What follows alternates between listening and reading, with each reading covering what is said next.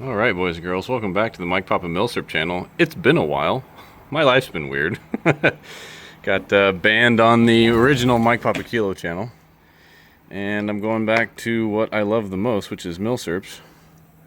I don't know what all this dingy and denny and swirlies are, but this is what I believe to be an Interwar updated 98 Yugo. You can see made in Brno. Someone professionally refinished this. It was not me. You can see by the exposed lip of the magazine and the exposed, very well rounded edges of the stock. Whoever standed this didn't keep a flat block across the top of the plane. They had either an orbital, did it real fast, or they did it by hand and rounded everything. So there's a raised edge on just about everything. Tang of the receiver there you can see is raised, but it looks nice. They didn't shellac it. They actually looks like they did either Danish oil or boiled linseed oil. You can see I still got the tag on the thing. Does this say what it is?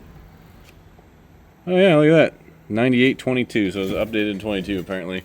I don't know a ton about these rifles. I bought it because it was inexpensive. It was like $400 for basically a ready to go Mauser. You can see it's got a 1/4 inch front sight on it, or a 1/4 inch raise, I can't remember. But if you ever shoot these, you'll find that the 200 meter zero or 300 meter zero, which this is actually in Scrit,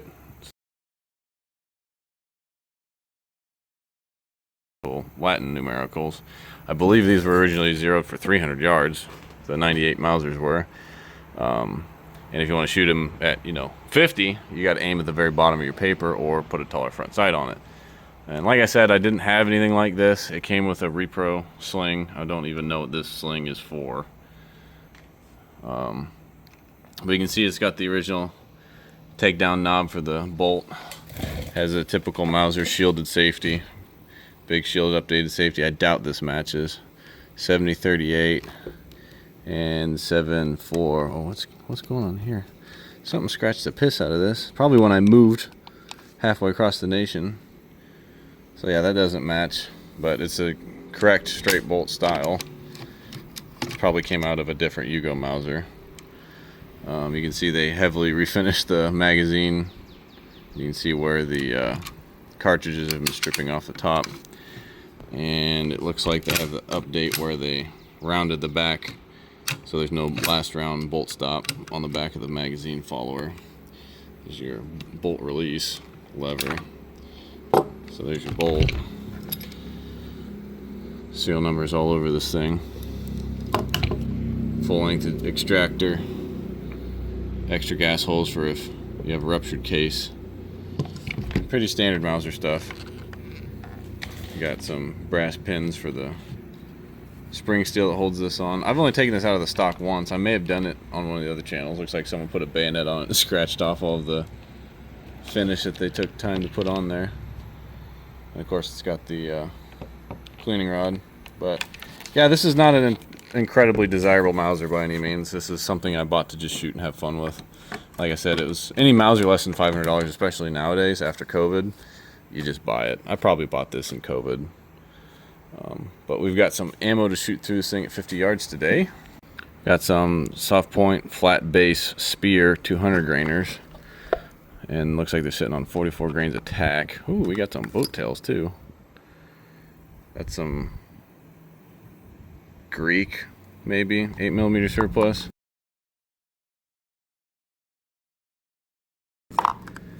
And we got some old Federal 8mm Mauser. I probably got that brass at an auction. And we got some 30-06 converted. So we'll shoot probably 3 or 4 groups with this thing. I've also got some charger clips to try out. That's a Yugo. This is a Turk. You can see the big difference in those. These are usually 1939 and after bandoliers, and most of this Yugo stuff is Cold War era. So yeah, 1953, December 53. So a lot of this stuff has such a deep primer in it that the firing pins can't even reach. You can see how deep set those primers are.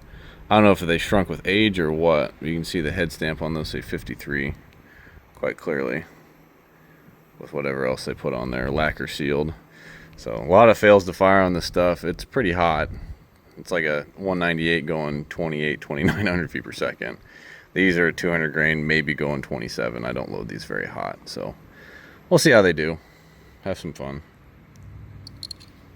All right. See how we shooby-dooby-doo here.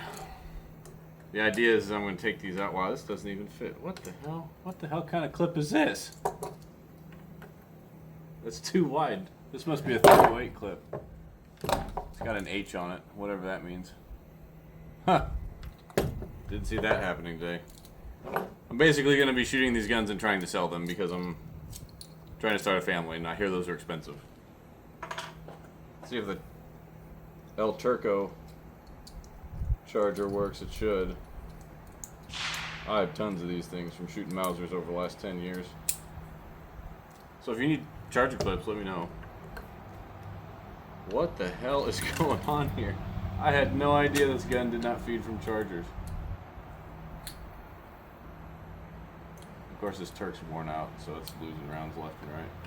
That is bizarre. They overfinished the gun to the point that my chargers won't even fit. Wow. Yeah. I don't know how they refinished this gun, but it's thick. Yeah, that was weird. And I don't think this Yugo brass is reusable, so that kind of sucks too. We'll just aim in the center and see where it goes.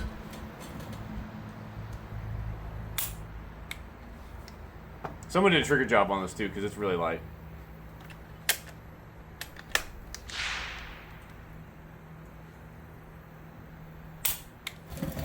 Typical Yugo stuff. Just barely shadoinked it.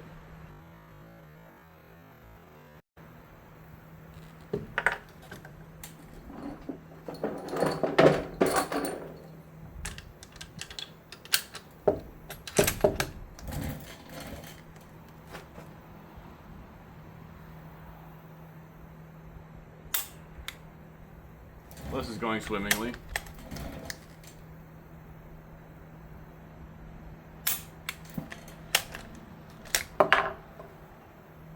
Same thing, just barely touched it. It's like I need to put hard wax on the base of these so it can give it a little more boom.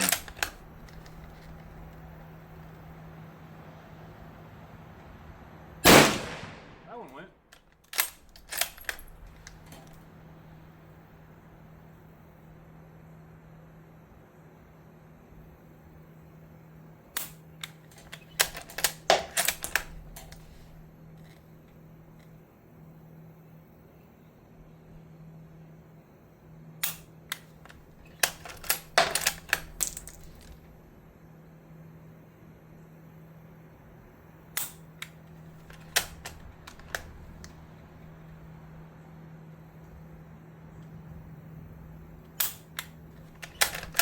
It's going really well.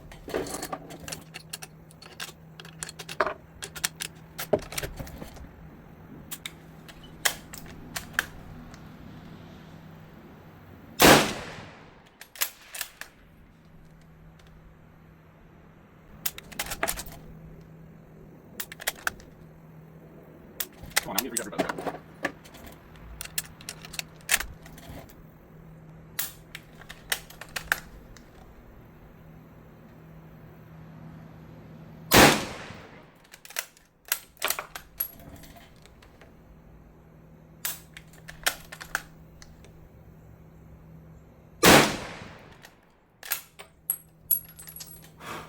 And I'm sure that stuff's corrosive, so that's why I shot it first, so at least we can get some clean powder burn behind it. Alright, now that nightmare's over, we'll put 5 of these 200 grainers that I've loaded up. And this gun doesn't really shoot bad. It shoots just as nice as a M1 Gewehr because it's big and heavy.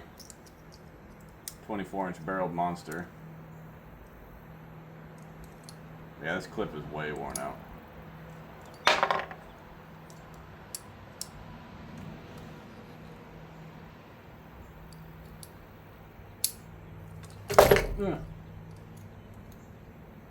can't hold on to the cartridges on the end. Bend these tabs in.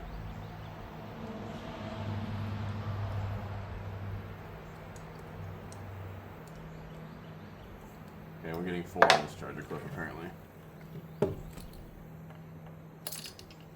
Or 2. Or 1. You bend the piss out of that.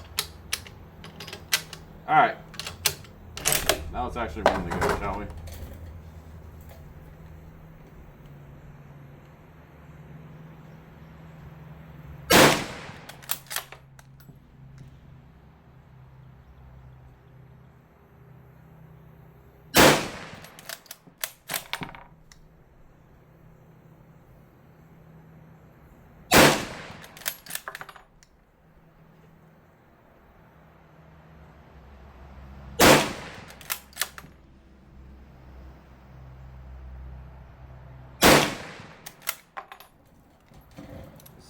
This extractor must be really loose on here. Yeah, it's got a lot of float. Because it's not holding on to the cases hard enough until it reaches the ejector. Let's see if I can show you guys that. Alright. So you can see where this has room to move. I've never ever really looked at this because I've never had one that didn't eject 5 miles that away. But that might be the problem because there's too much room for this to bobble around. As soon as you pull this out, this forward biases and the case just kind of wobbles against here. And the ejector is all the way back here. You can see as I move the bolt forward, the ejector disappears and it shows up between that little cut. So that claw has to hold on to it until it hits that fixed ejector. So, all right, let's go look at those groups. Not too bad. That's actually fantastic. That's better than an M1 Gewehr by far. Yeah, that's pretty freaking good. Still shooting a little bit high. Surprised I got 4 of those rounds to go off, to be honest with you. Shooting just a little bit to the right, but that could be me.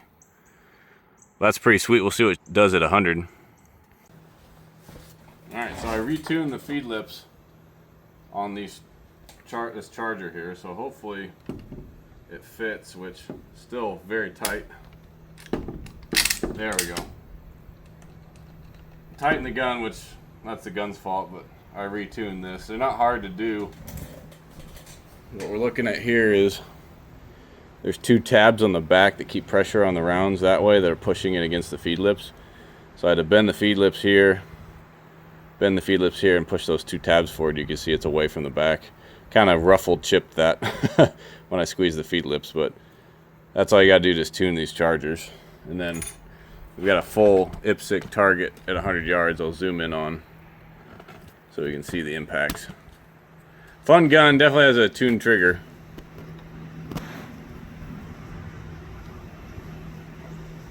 See how it does at 100.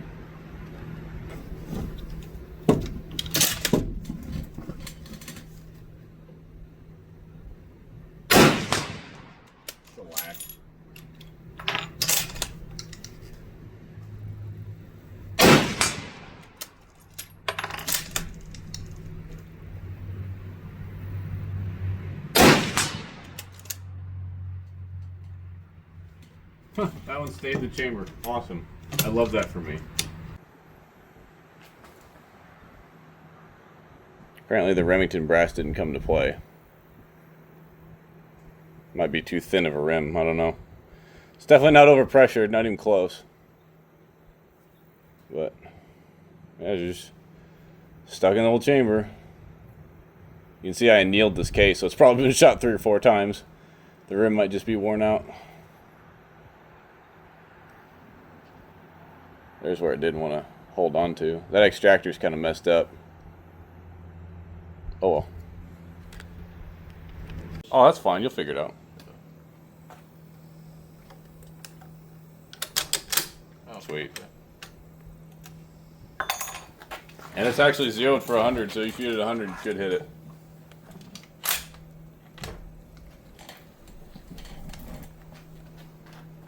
And it's got a really, really nice trigger, so it's going to go off before you think it will. Okay.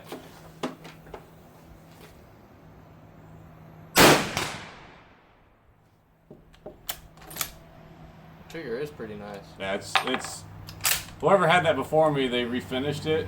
Yeah, some of those rounds aren't going because I think he got shmoo in the chamber.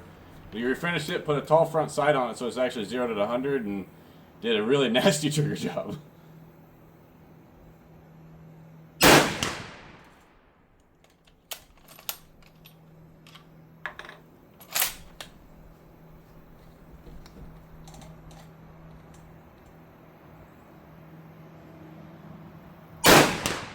Hell yeah, that's just spinning that hoe.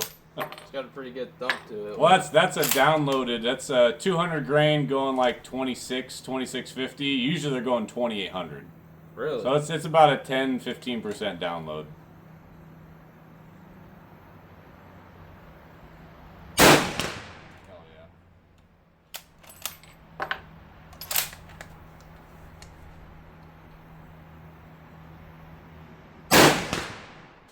Just spinning it. Yeah, it knocks that target pretty good. Yeah. So that's Mauser, one of like 15 that I'm shooting them, going through them, making sure they're safe. I'm going to list them on either Texas Gun Trader or somewhere because I have way too many of them. Yeah, that thing is cool. Yeah, that's one of the least cool ones I have too. I'm glad I could let Junior shoot this. That's probably the best part about this is just sharing the hobby and watching people smile shooting a 100-year-old gun. This is probably a little over 100 years old now. Do 2 more shots here. I'll do the smaller one at 100.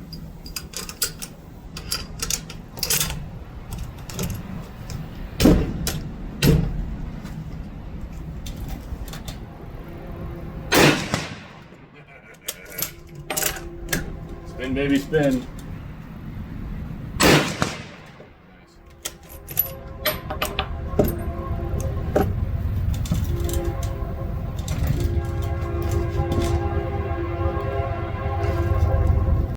So there it is, one of the mini Gewehr 98 variants. Very fun gun to shoot. Probably needs a little bit of tuning with that extractor, but that's probably it. Now, you guys have probably already seen me take this apart. It's probably only on Rumble and Odyssey. If I remember to put it in the description, I will. But it's pertinent to have someone who knows what they're doing take one of these apart. I've been very fortunate that I have the bore scopes and the tools. A lot of these I don't even use a regular case gauge. I 3D print a go and a no-go gauge because I'm so cheap. But definitely have them inspected, test fired, let someone else get hurt instead of you. And as far as the ammunition goes, it is very hard to find 8mm ammunition. If you need help, I could find you some, obviously. I have tons of it myself. But I wouldn't put surplus ammo through these unless you are very, very particular on cleaning these, because even with just those few Yugo rounds, I'm going to take all of the powder and bullshit out of the bore and the chamber and the receiver, because even though this is heavily refinished with whatever this finish is, I just don't take a chance. Especially, like, I could have a gun that looks like absolute crap, but if it doesn't shoot, I don't want it. And that's why I like the ones that look like absolute crap, because 1, they're cheap, and 2, I can shoot in a 2-gun match, throw it in a dump barrel, and dinging the stock is not that big of a deal, whereas this one, it's in pretty good shape. Definitely refinished. You can see a couple of the runs of the lacquer if you look real close. They still got a lot of the scratches. Like I said, this buttstock was beat to hell. Even with all the sanding that they did, there's still tons of scratches in it, but I like that kind of stuff. I think it's cool. So there you go. The 98-22 Czechoslovakian 98. Thanks for watching.